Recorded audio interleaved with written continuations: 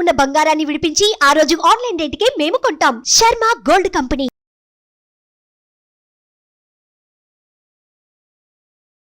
నమస్తే, welcome to Suman TV. నేను మీ యామ్ని. ప్రస్తుతం మనతో ఉన్నారు ప్రముఖ ఆధ్యాత్మికవేత్త డాక్టర్ అనంతలక్ష్మి గారు ఉన్నారు. అమ్మతో మనం మాట్లాడదాం. నమస్తే అమ్మ. నమస్తే తల్లి. అమ్మ, ముందుగా మీకు క్రోధీనామ సంవత్సర ఉగాది శుభాకాంక్షలు అమ్మ. అమ్మ, మీకు కూడా, ప్రేక్షకులకి, అంతేకాదు తెలుగు ప్రజలందరికీ కూడా క్రోధినామ సంవత్సర ఉగాది శుభాకాంక్షలు. అమ్మ, అసలు ఉగాది అంటే ఏంటమ్మా? అసలు మన ఉగాది అనేది మనం ఎందుకు జరుపుకోవాలి? ముందుగా ఉగాది అన్న పదం యుగాది అనే సంస్కృత పదం నుంచి వచ్చింది అని చెప్తారు. యుగములకు ఆది, మొదలు అనే అర్థంలో. కానీ దానికన్నా కూడా ఏం చెప్తారంటే, ఊ అంటే నక్షత్రమట, గ అంటే గమనంట, ఉగ ఆది నక్షత్ర గమనాన్ని లెక్కించటం మొదలుపెట్టింది అని. మనిషికి ఆలోచన ఉంది కదా, ఆలోచన వచ్చిన తర్వాత లెక్కలేస్తూ ఉంటాడు ప్రతిదానికి. ఆ లెక్కలేయడం మొదలెట్టాక అసలు ఈ భూమి ఎప్పుడు పుట్టింది, ఇట్లాంటి లెక్కలన్నీ వేసుకున్నాడు. అలా వేసినప్పుడు మహర్షులైనటువంటి వారు, ఋషి అంటేనే మనం కంటితో, ఈ కంటితో చర్మచక్షువుతో చూడలేనటువంటి దానిని చూడగలిగిన వాళ్ళని మహర్షులు అంటారు. అటువంటి వాళ్ళు దర్శనం చేసి, వాళ్ళ చూపుని దర్శనం అంటారు. దర్శనం చేసి సృష్టి ఎప్పుడు ప్రారంభమైందో లెక్క కట్టారు.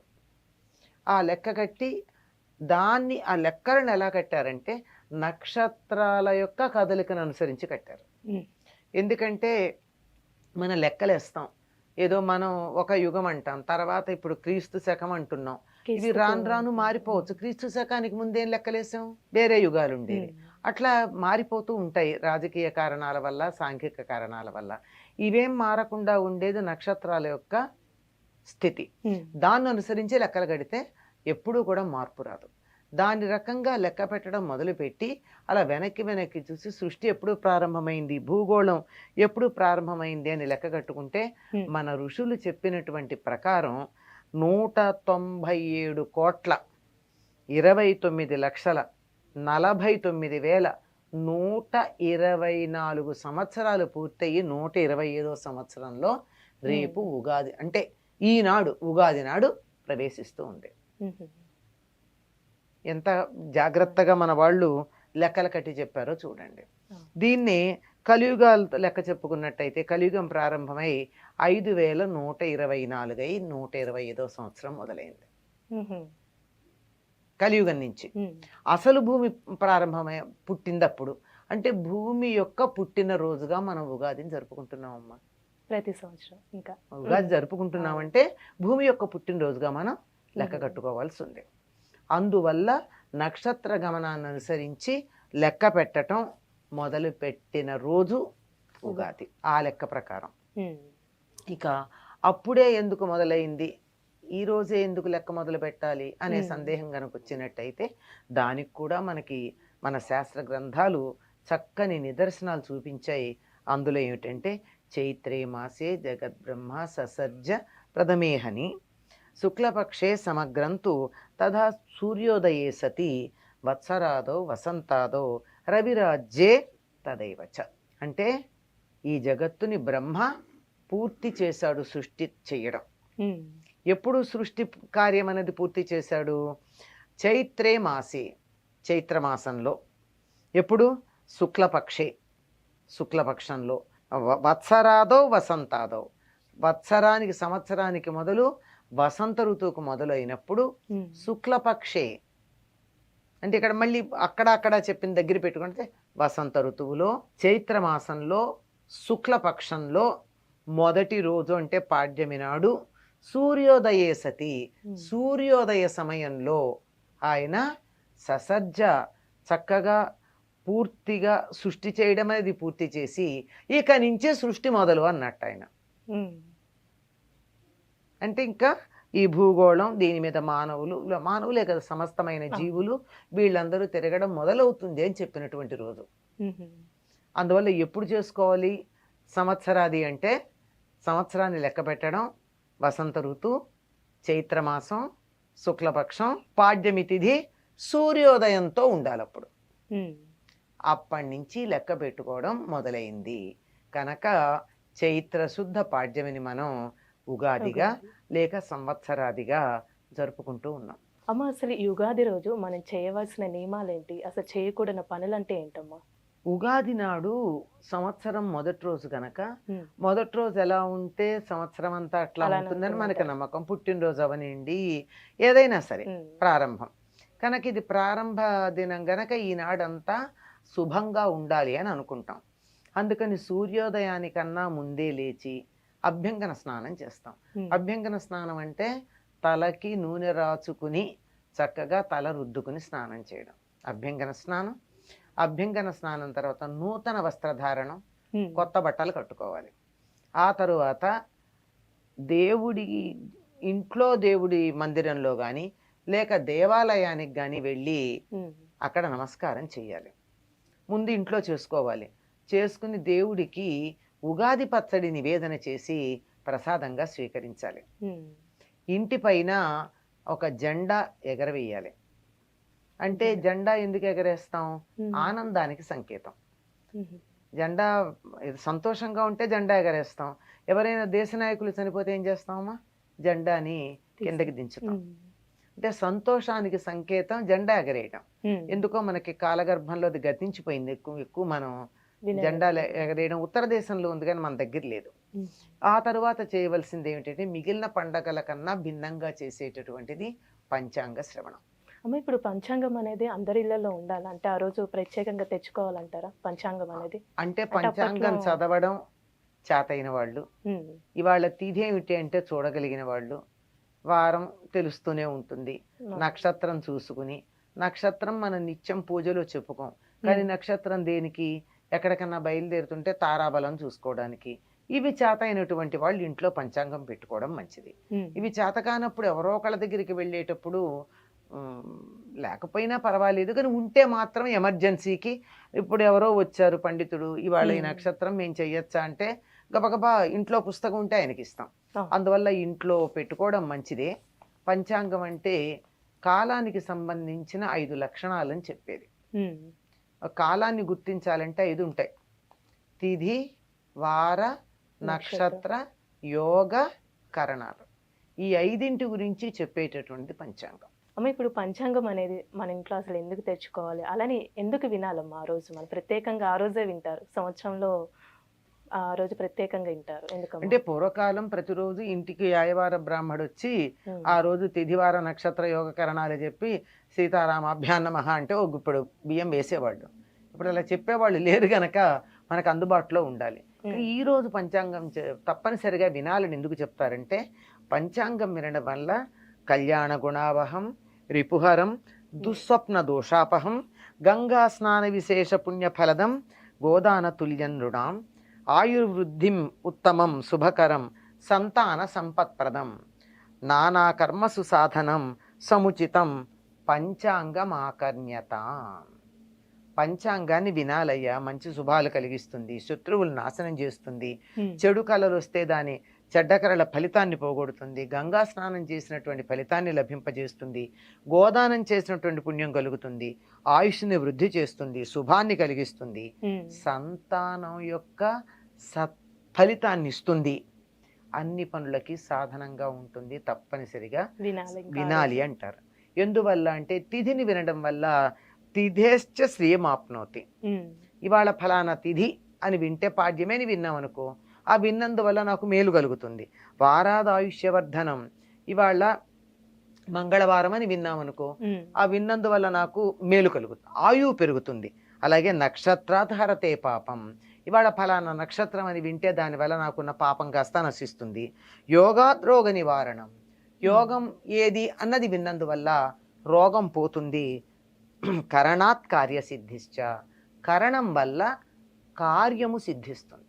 హ్మ్. కరణం అన్న పదిలోనే అంటే పదంలోనే పని చేయడం ఉన్నది. ఆ కార్యం సిద్ధిస్తుంది. పంచాంగ ఫలముత్తమం, పంచాంగం యొక్క ఫలితం చాలా ఉత్తమమైనటువంటిది. ఇవి తెలుసుకోవడం వల్ల ఉపయోగం ఉంటుంది అని చెప్పారు. అందువల్ల ఆ పంచాంగం ఆ రోజు వినాలి. హ్మ్. ఇది కామన్గా చెప్పిన మాట. అసలు విషయం ఏమిటంటే పంచాంగంలో తిథివార నక్షత్ర యోగ కరణాలు మాత్రమే కాక ఈనాడు చెప్పేటటువంటి పంచాంగాల్లో ఆదాయ కందాయాలు చెప్తారు, రాజెవరు, మంత్రి ఎవరు ఇత్యాదులు చెప్తారు. వీటి వల్ల ఏమిటి లాభం అంటే, నాకు ఆదాయం ఎక్కువ వచ్చి ఖర్చు తక్కువ ఉందనుకో, అప్పుడు నేను దాచుకుని ఏదన్నా మంచి మంచి పనులు చేయడానికి ప్లాన్ చేసుకోవచ్చు. ఖర్చు ఎక్కువ ఉండి ఆదాయం తక్కువ ఉందనుకో, కొంచెం అప్పులు చేయకుండా జాగ్రత్త పడుతూ జాగ్రత్తగా ఉండడం అలవాటు చేసుకుంటాం. అంతేకాదు, ఈ సంవత్సరం ఏదో మంగళవారం వచ్చింది కనుక కందుల మీద ఏదో కుజుడు ప్రధానం పెడతాం. అప్పుడు ఏం చెయ్యాలి, మనం కందిపప్పు ముందే కొని తెచ్చి పెట్టుకోవాలి, లాభం. కంది పంట వేయడం తగ్గించుకోవాలి, లేకపోతే పంటలు పండవు. లేదా మన ప్రాంతంలో కంది పండుతుంది అని కనుక తెలిస్తే వెంటనే అన్ని పంటలు మాని కంది పంట వేస్తే వాడు లాభం వస్తుంది. కనుక ఒక సంవత్సరానికి సరిపడినటువంటి ప్రణాళిక, ఆర్థిక ప్రణాళిక, వ్యవసాయ ప్రణాళిక, మన నిత్య జీవితంలో చేసుకునే పనుల యొక్క ప్రణాళిక వేసుకోవడానికి పంచాంగం వినాలి. ఏదో ఫలానా అప్పుడు పుష్కరాలు ఉన్నాయి, ఫలానా అప్పుడు కత్తెర ఉంది, అప్పుడు గ్రహణాలు ఉన్నాయి, ఇవన్నీ ముందు తెలుసుకుంటే మనం ఆ సమయంలో పనులు పెట్టుకోం కదా. లేదా ఫలానప్పుడు ఏదో ఉంది అంటే పెళ్లి పెట్టుకోం కదా, శూన్యమాసం అని తెలిస్తే. కనుక సంవత్సరానికి ఒక ప్రణాళిక వేసుకోవడానికి కోసం మనం తప్పనిసరిగా పంచాంగాన్ని వినాలి అని చెప్తారు. అట్లా చెప్తే మనకి పెద్ద బుర్రకి ఎక్కదు. కనుక ఏమన్నారు, ఇది వింటే ఈ పుణ్యం, అది వింటే ఆ పుణ్యం అని చెప్పి మన చేత బలవంతంగా వినిపించారు. అది పంచాంగం యొక్క ఫలం. అలానమ్మా, ఆ రోజు చేయకూడని నియమాలు అంటే ఏంటమ్మా? చేయకూడని పనులు అనుకోండి. ఇంకా అమ్మా, మొట్టమొదటి రోజు ఏది చేస్తే అది సంవత్సరం అంతా ఉంటుంది అంటారు కనుక ఎప్పుడూ కూడా మనం బాగుండాలి అనుకున్నప్పుడు మామూలుగా కూడా చేయడం మంచిదే. ఇటువంటప్పుడు చాలా జాగ్రత్తగా పాటించవలసినవి ఏమిటంటే, నోట్లో నుంచి చెడ్డమాట రాకుండా ఉండాలి. ఎవరితోనూ తగాదా పెట్టుకోకూడదు. ఇవాళ తగాదా పెట్టుకుంటే జీవితం అంతా తగాదా ఉంటుంది. ఇవాళ ఏడిస్తే జీవితం అంతా కాదు, కనీసం సంవత్సరం అంతా ఉంటాయి. కనుక ఏ చెడ్డ పనులు చెయ్యకూడదు. వీలైనంత వరకు సత్కార్యాలు చెయ్యాలి. అంతేకాదు, దానాలు చేస్తే చాలా మంచిది. కొత్త సంవత్సరం కదా, కొత్త సంవత్సర ప్రారంభంలో దానం చేస్తే మంచిది. ఏదో జ్యోతిష్ శాస్త్ర పండితులను అడిగితే ఈ దానం చేస్తే ఇంత మంచిది, ఆ దానం చేస్తే ఇంత మంచిది అని వాళ్ళు లెక్కలు చెప్తారు. అందులోనూ మన యొక్క జాతక ప్రభావాన్ని అనుసరించి ఆ జాతకంలో ఉన్న నక్షత్రాలు ఏమున్నాయి, ఆ నక్షత్రాన్ని కొన్ని, వీటన్నిటి బట్టి అవి ఇవి చెప్తారు. కానీ అవన్నీ గుర్తుంటే మంచిది. లేదంటే హాయిగా ఎంతో కొంత వస్త్రదానాన్ని మించింది లేదు, అన్నదానాన్ని మించింది లేదు. అన్నదానం, వస్త్రదానం, ధనదానం చేసేయండి, అయిపోతుంది. ఏదో ఒకటి ఇతరులు సంతోషపడే పని ఏ ఒక్కటి చేసినా మంచిదే ఆ రోజు. ఇక మిగిలిన పండగలకి ఈ పండగకి ఉన్న విశేషం ఏమిటంటే తేడా, పంచాంగ శ్రవణంతో పాటుగా ఉగాది పచ్చడి, 6 రుచుల సమ్మేళనం అంటారు. చాలా ఎందుకు అంటే 6 రుచుల సమ్మేళనంలో జీవితంలో అన్నింటినీ సమానంగా స్వీకరించాలని చెప్పడంతో పాటుగా ప్రకృతికి మనం దగ్గరగా ఉండడం ఇందులో విశేషం. ఈ వసంత ఋతువు, శరదృతువు అన్నవి యమదంష్ట్రలుగా చెప్పబడ్డాయి.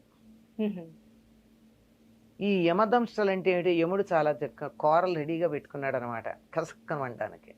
అంచేత ఆయన కూరలకి చిక్కకుండా ఉండడానికి ఆరోగ్య సూత్రాలు పాటించాలి. ఈ ఆరోగ్య సూత్రాలు మనది ఎంతసేపు పర్యావరణంతో సంబంధం ఉంటుంది. ఏ పండగ చేసుకున్నా వ్యక్తి, కుటుంబము, సమాజము, పర్యావరణము, అంతరిక్షంలో ఉండే జ్యోతిష్ శాస్త్రం, వీటి సమన్వయం లేని పండగ ఏదీ లేదు మనకి. ఇందులో జ్యోతిష్ శాస్త్రం అంటే పాడ్యమి మనం చెప్పేసుకున్నాం. ఇంకా